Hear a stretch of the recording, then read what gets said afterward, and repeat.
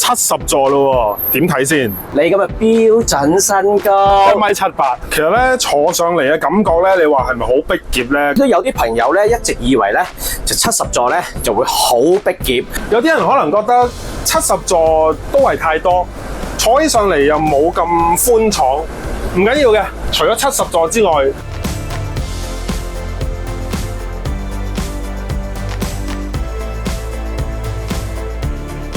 市面上咧好多旅遊巴咧都係3+2座位啊，咁但係3+2座位你好似唔係好滿意喎，你係嫌佢又窄啦、又逼啦、又頂腳啦咁樣。咁但係冇辦法啦，市場需求啊嘛，一架車坐得越多人咧，車公司就越中意。而家嚟到70座咯喎，點睇先？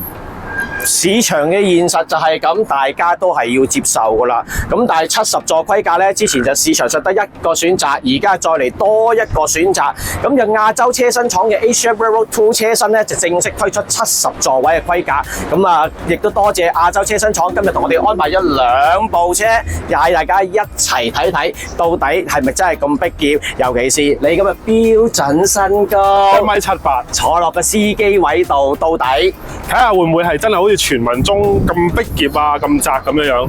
咁不如我哋一齊上車睇下。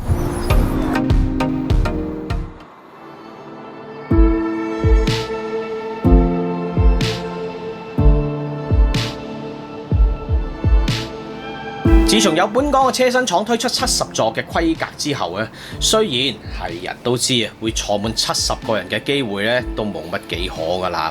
亦雖然啊有車身廠表明唔會犧牲司機嘅工作空間咧，建造70座位嘅車身，但始終香港人嘅本質就係咩？貪多啊嘛。咁市場需求啊就係咁啊而存在嘅。亞洲車身廠呢款 Asia Railroad 2車身咧，響2022年底推出以嚟咧，都有唔少旅遊巴公司選用嘅。咁而響推出嘅時候咧，就有提及咧將會有70座位規格，但一直咧都未見影喎。咁啊，一來咧，好似之前節目所講啦，70座位14排凳嘅佈局咧，就係用盡晒車廂空間。咁亞洲車身廠啊，都要做好多功夫㗎嘛。二嚟有可能係最主要嘅。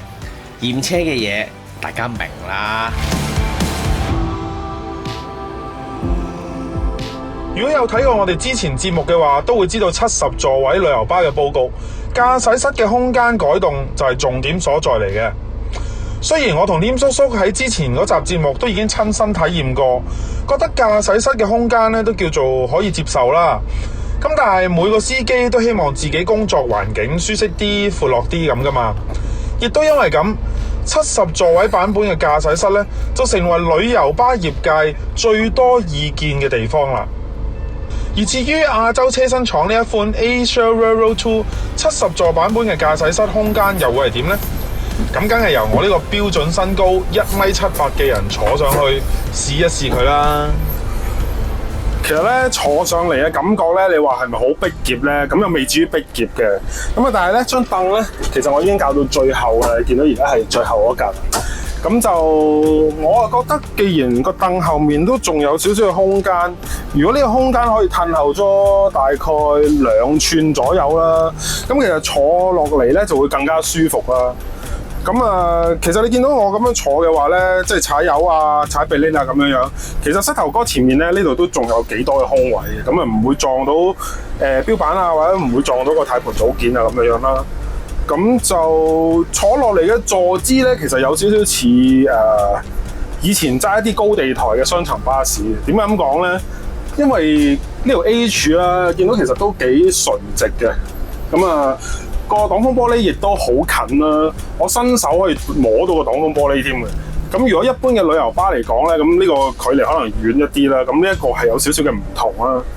咁但係其實咧，咁嘅坐姿、咁嘅距離咧，其實都有一個好處嘅，就係譬如我揸緊車嘅時候啦，我需要開一啲嘅房燈啊，或者係一啲嘅抽氣扇啊，或者其他嘅按鈕嘅時候咧，其實你見到呢啲按鈕咧，我全部係唔需要烏低身都可以隨手咁樣撳到嘅。咁呢一樣嘢咧，係相對嚟講係比較方便嘅。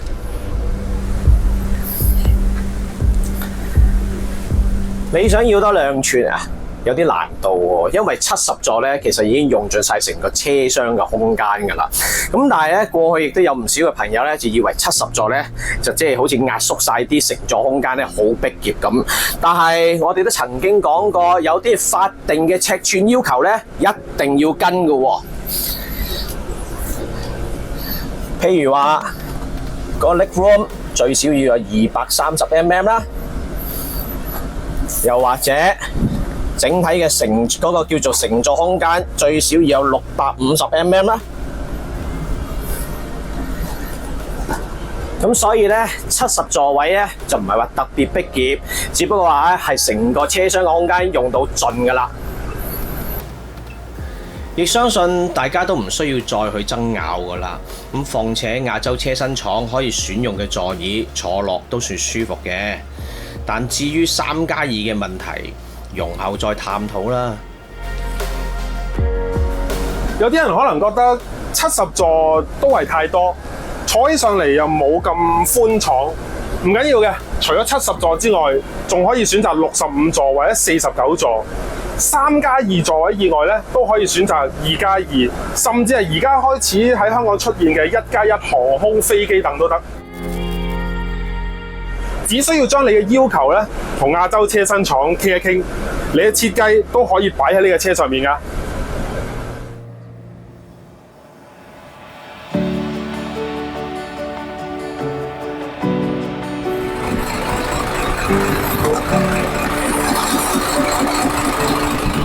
咁呢兩架咧就係用 Isuzu 嘅 LT434底盤啦。咁一般你行平路啊，做學生嘅話問題都唔太大嘅。只不過可能你有要求想用其他牌子高性能啲嘅底盤嘅話咧，咁你都可以同其他嘅底盤代理聯絡。咁而亞洲車身廠方面咧都可以配合嘅。旅遊巴公司如果好在意載客量嘅話，而家就真係多一個選擇啦。不過咁，旅遊巴始終都係載客嘅，點都要考慮服務質素同埋客人嘅需求。但係無論你想要幾多個座位版本都好，用乜嘢嘅牌子底盤，Asia Railroad 2都係一個唔錯嘅車身選擇嚟㗎。